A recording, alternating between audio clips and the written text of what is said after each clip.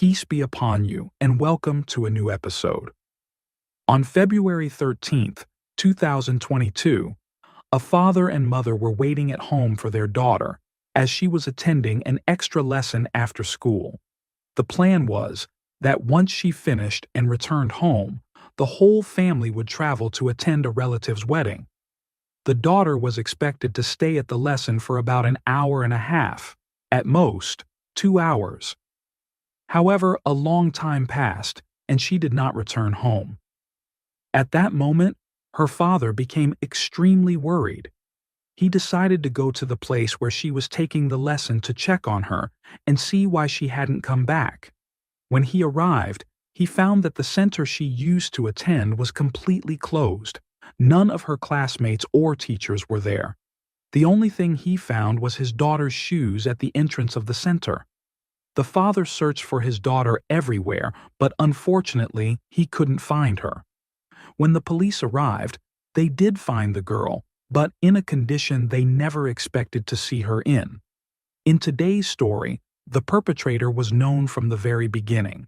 However, his ability to disappear in a way no one could have imagined made the search for him incredibly shocking and astonishing. The most surprising part was his confession. He had been inspired by a Shah Rukh Khan movie he had watched during his teenage years. But it seemed that the film had stuck with him for so long that he eventually decided to bring it to life in the real world. Before we begin our story, don't forget to like and share the episode so it can reach as many people as possible. Also, subscribe to the WhatsApp channel to receive all the latest updates. The link is in the description box.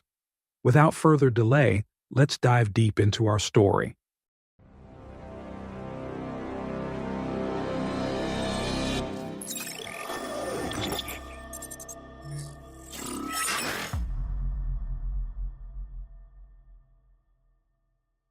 The events of our story take place in India, specifically in the city of Kota, which is located in the state of Rajasthan. There lived a girl named Paridi Jain, who was 16 years old and a high school student.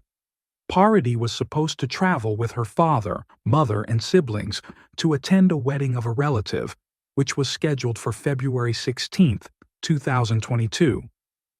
Since the wedding was in a different state, far from Rajasthan, her father decided to give her and her siblings a day off from school and their after-school lessons. However, Paridi was supposed to study because her exams were set to begin in early March. When she did not show up at the learning center where she usually attended extra lessons after school, her teacher, Garo Jin, or known as Giraffe, called her father. The teacher informed her father that Paridi should not miss such important lessons, especially since her exams were approaching. In response, Paridi's father explained to Garo Jin that she was supposed to travel with her family for the wedding. The teacher reassured him that the lesson would not take long. He would only explain some key points, and then she could return home in time for them to travel without any problem. At that moment, Paridi's father had two choices: either to take the rest of the family to the wedding and leave Paridi home alone, which he was completely against, or to send her to the extra lesson while they waited for her at home and delayed their departure until she returned. He chose the second option. Paridi went to her extra lesson, but she was late in returning. Her parents knew that she usually stayed at the center for an hour and a half to 2 hours at most. However, when she took longer than expected, they began to feel anxious.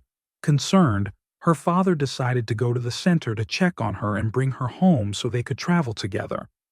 When he arrived at the learning center, he found it completely locked, with no students or teachers present. At that moment, he thought that his daughter might have already returned home. As he was about to leave for home to confirm her return, he noticed her shoes placed at the entrance of the center, a sign that she had entered the building but never came back out. At that moment, Paridi's father, since he had Garo Jin's phone number, decided to call him to ask where Paridi had gone. However, despite multiple attempts to reach him, Garo Jin did not answer any of the calls. Knowing where the teacher lived, just a short distance from the learning center, Paridi's father decided to go there, hoping to find him and get some information. When he arrived, it was Garo Jin's mother who opened the door. He began explaining the situation to her, telling her that her son had asked him to send Paridi for an important lesson. However, she had not returned home at the expected time. The center was completely locked, and no one was inside. He also mentioned that Paridi's shoes were still outside the center, indicating that she had entered but never came out. At that moment, Garo Jin's mother started showing signs of anxiety and unease. Her worry quickly spread to Paridi's father. Nevertheless, she went inside, grabbed her phone, and started calling her son. But despite her repeated attempts, Garo Jin did not answer her calls either. She then told Paridi's father that she had a spare key to the center where her son taught students. She took the key, and the two of them hurried to the center. When they unlocked the door and stepped inside, they both started screaming. The scene before them was straight out of a horror movie. Paridi's father's worst fears were confirmed. His daughter had indeed entered the center and never left. But the sight that met his eyes was even more horrifying than he could have imagined. Paridi was hanging from the ceiling by a rope, and both her hands and feet were bound. The screams of Garo Jin's mother and Paridi's father echoed through the area, drawing the attention of people nearby. Soon, neighbors and those from surrounding buildings gathered at the scene. The terrible news spread quickly. A girl who had come for a lesson at the center was found dead inside after the center had been locked up. In such a shocking situation, there was only one thing to do. They had to call the police. When the police arrived at the scene, at first glance, it looked as if Paridi had taken her own life. However, the situation was far from convincing. As I mentioned earlier, Paridi's hands and feet were tied, making it impossible for her to have done this to herself. This immediately confirmed to the police that someone else was responsible for what had happened to her. However, the perpetrator had attempted to manipulate the scene to make it appear as though she had ended her own life. As the police examined her body, they discovered marks around her neck, the cause of which was unclear at first. Additionally, they found several burn marks across different parts of her body. The forensic report later confirmed that these burns were caused by a cigarette. At this point, the police were baffled. They did not understand how Paridi had ended up in such a horrific state, nor who was responsible for committing such a heinous act against her. To piece together the events leading up to her death, they needed to speak with her father.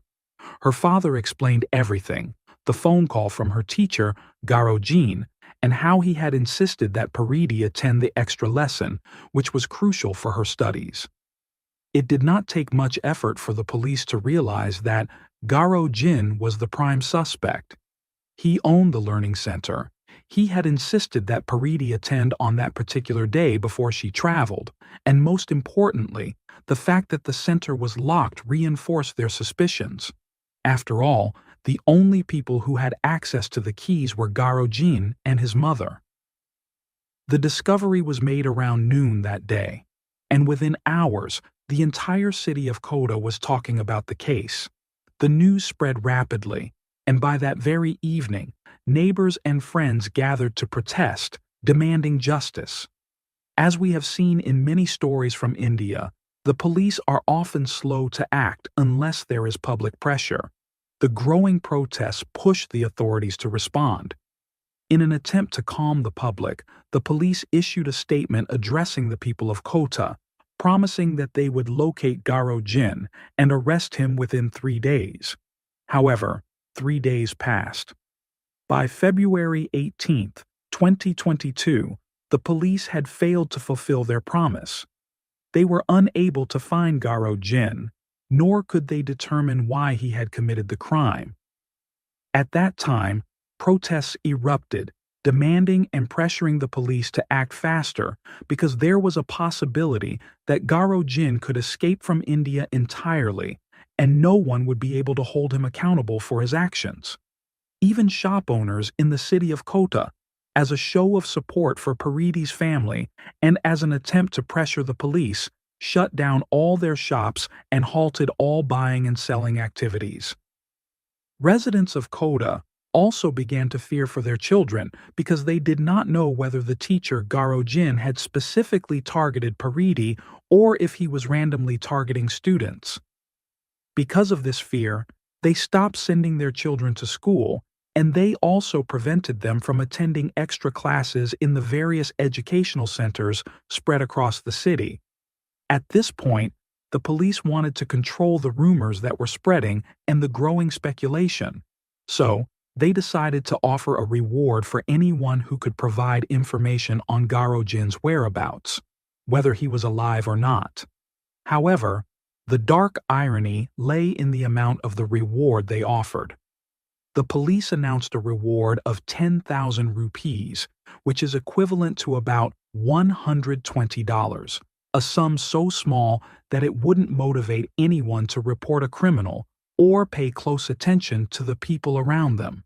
Because of this, some organizations in Kota, along with certain businessmen and politicians, felt that the police were not taking the case seriously and wouldn't solve the crime.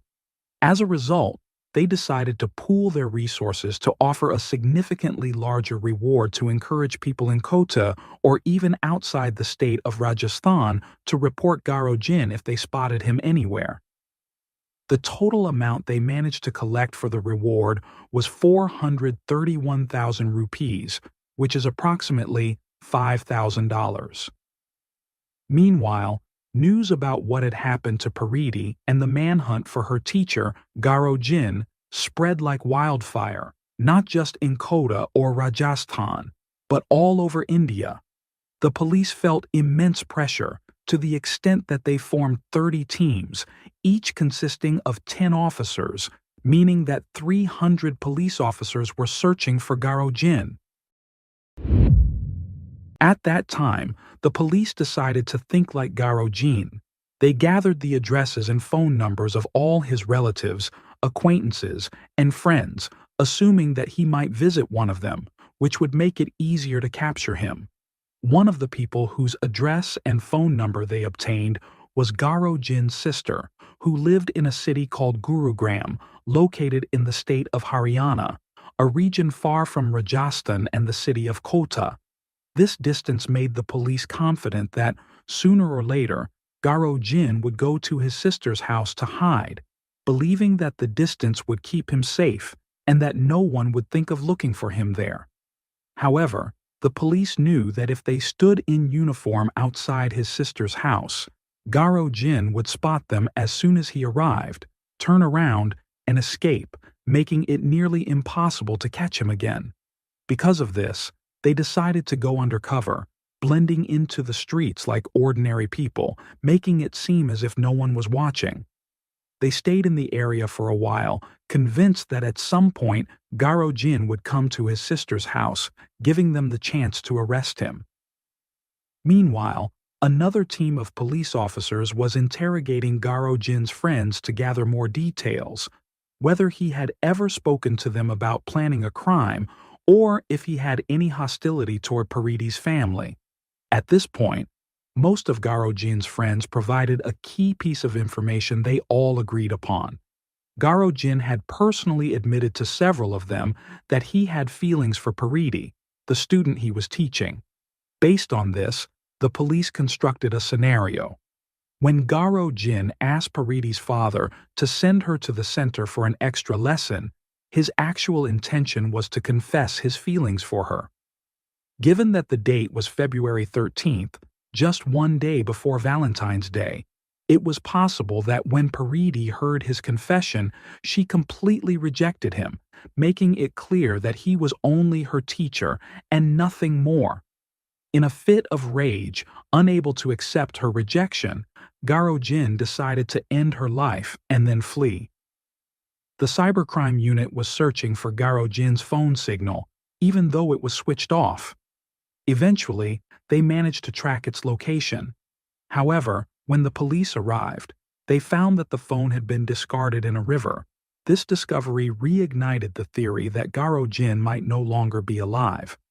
As a result, the authorities started searching the surrounding area for any unidentified bodies, whether victims of unnatural causes or individuals who had passed away naturally and been taken to hospitals.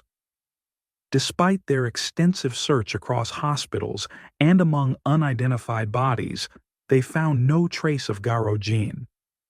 8 days had passed since the crime, and the police were still unable to determine his whereabouts or even confirm whether he was alive or dead. However, on February 21, 2022, their suspicions proved correct. Garo Jin finally made his way to his sister's house in Gurugram. At the time, Garo Jin's sister was not home. She had traveled outside the region, but Garo Jin was unaware of this. Meanwhile, the police had been discreetly stationed outside her house, waiting for him to arrive. As soon as Garo Jin reached the residential building where his sister lived, the police surrounded him from all sides and arrested him. After his arrest, Garo Jin was taken to Kota, where the crime had taken place, for interrogation. However, the details and confessions he provided at the police station regarding his motives, how he planned and executed the crime, and the elaborate strategy he used to escape without leaving any trace, left the entire nation of India in shock. At the beginning, Garo Jin stated that he first saw Paridi in 2019 and started teaching her from that time. Initially, he considered her just another student like all the others. However, after 3 years of watching her grow up before his eyes, he began to develop feelings of love for her.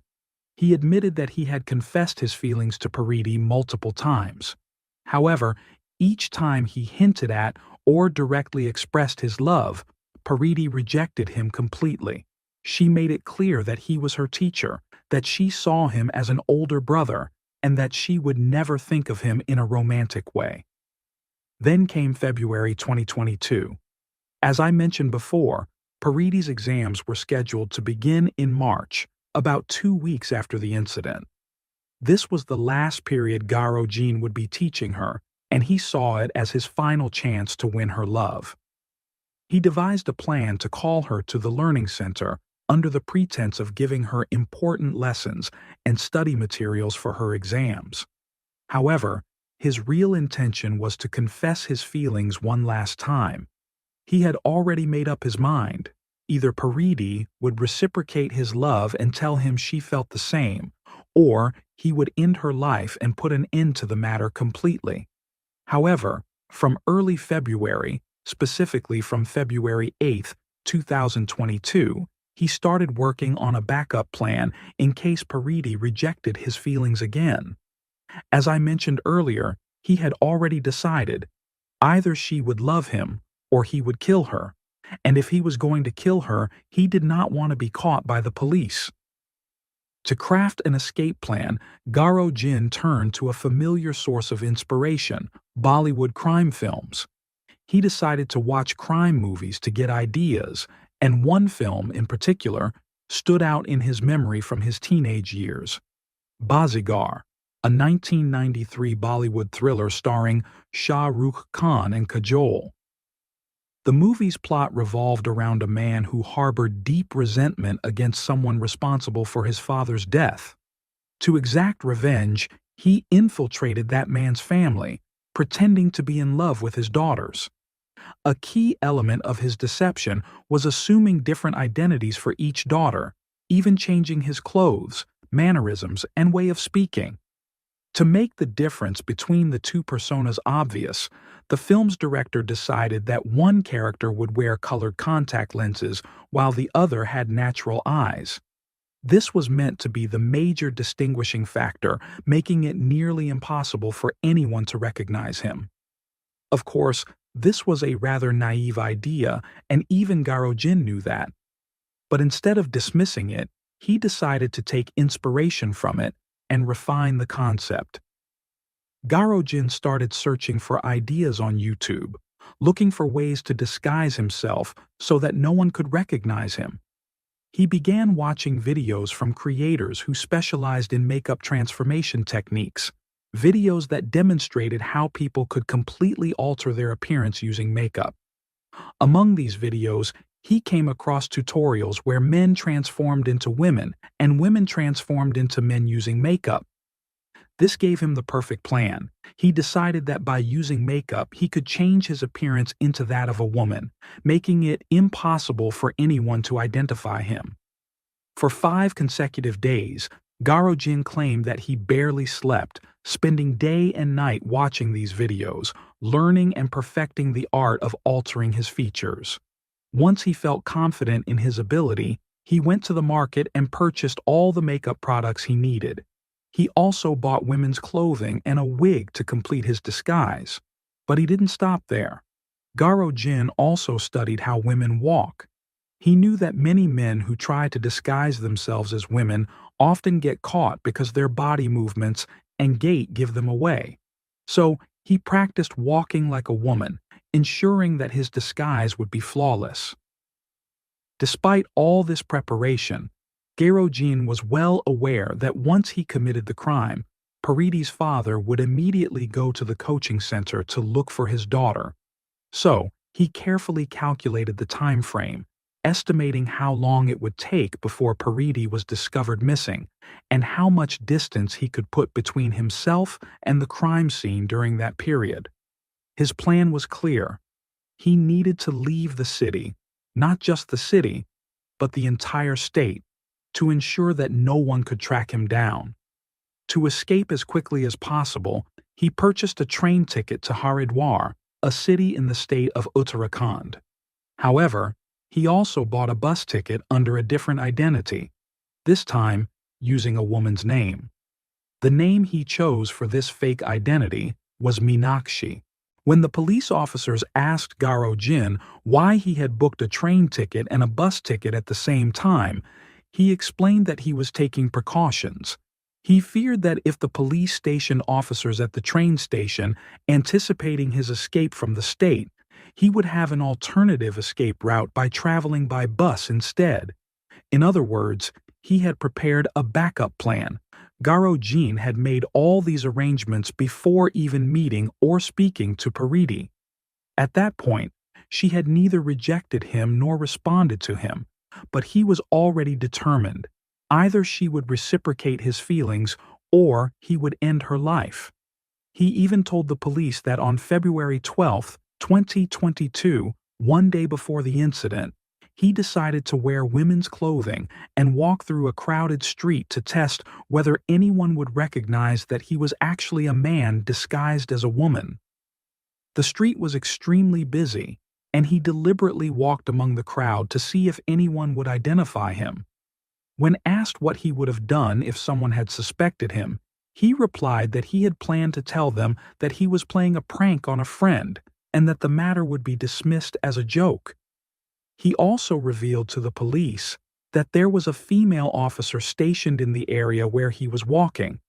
He deliberately walked past her several times, yet she never recognized him. His imitation of a woman's walk was so convincing that no one suspected anything. Then came February 13, 2022, the day of the incident. As I mentioned earlier, Paridi went to Garo Jin's coaching center at his request after he called her father. When she arrived, Garo Jin had set up a romantic atmosphere. He had lit candles and created a romantic setting as he confessed his love to her for the last time. At that moment, Paridi told him she was not interested in a relationship with him. She spoke coldly, realizing that he had deliberately tricked her into coming that day just to talk about love and romance. She wanted to leave the coaching center and return home immediately. But Garo Jin was overcome with rage. He attempted to assault her, but Paridi resisted and fought back. At that point, Garo Jin realized that Paridi would never be his. Worse, if she managed to escape, she would tell her parents everything about what he had done to her. He said that at that moment, Paridi was wearing a scarf around her neck, so he began strangling her with it. However, he did not end her life immediately. She only lost consciousness and collapsed to the ground.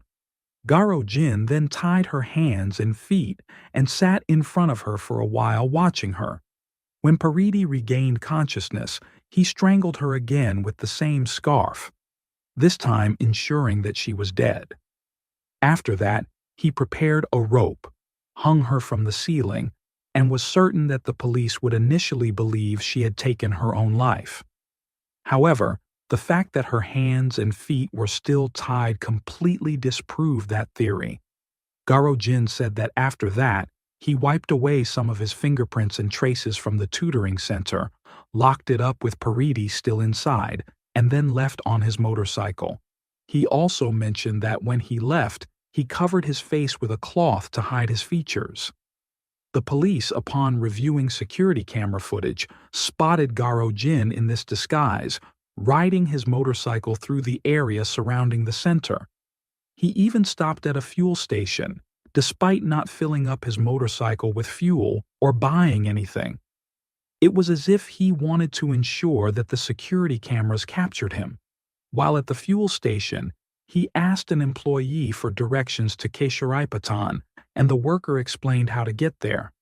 Garo Jin did indeed head toward that city, but at the beginning of his journey, he took a plastic bag containing his wig, makeup tools, and women's clothing and threw them into the river. He also threw his phone into the water. The police eventually recovered the phone, but Garo Jin had staged the scene to make it look like he, too, had been killed. He wanted to create the illusion that he had no involvement in the crime and that a third person was actually responsible. In other words, he was trying to deceive the police and mislead them into searching in completely different locations, far from where he actually was. While the police were searching for Garo Jin in distant areas, completely away from Kota, he decided to think in the opposite direction. Since the police were focusing their search on other cities, he figured, why not return to Kota? When he arrived at the train station, he saw that the police were searching for him there. So he decided to use the bus ticket he had booked under the name Meenakshi and traveled to Haridwar. During the 8 days he was in hiding, he moved between several states, including Haryana, Uttar Pradesh, Bihar, Madhya Pradesh, and Jharkhand. When the police asked how he managed to move between states, despite his photo being spread across India and a reward being offered for his capture, he explained that since he was aware of this, he decided to disguise himself as a woman. To further ensure his safety, he even shaved his head completely. This way, if the police discovered he was a man disguised as a woman, his appearance would change once again. After Garo Jin's photos were published in newspapers and magazines, some people doubted that the police had actually caught the real suspect, thinking they had arrested someone else just to calm the situation. However, it was indeed Garo Jin. The only thing that changed was that he had shaved his head, altering his appearance significantly. As he kept moving from state to state and city to city, his money started running out. He was left with only 9,000 rupees. He desperately needed more money to continue hiding, so he thought, why not go to my sister and ask her for some money to stay hidden until the situation calms down? However, this time, his plan did not go as expected. He assumed that the police had already visited his sister's house, asked about him, and then left. But the police had anticipated that he might eventually return to his sister for help, so they decided to stay and wait outside her house, believing that at some point he would show up, no matter what. Eventually, Garo Jin was captured and brought to trial. The police presented all his confessions, surveillance footage, and every piece of evidence proving he was guilty. There was no doubt that he was the one who murdered Paridi and that he deserved the punishment for his crime. However, unfortunately, trials in India can take many years.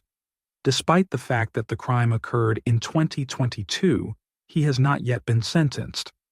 As a result, In early October 2024, protests erupted again, with people demanding justice for Paridi and pressuring the Indian judiciary and government to expedite his trial.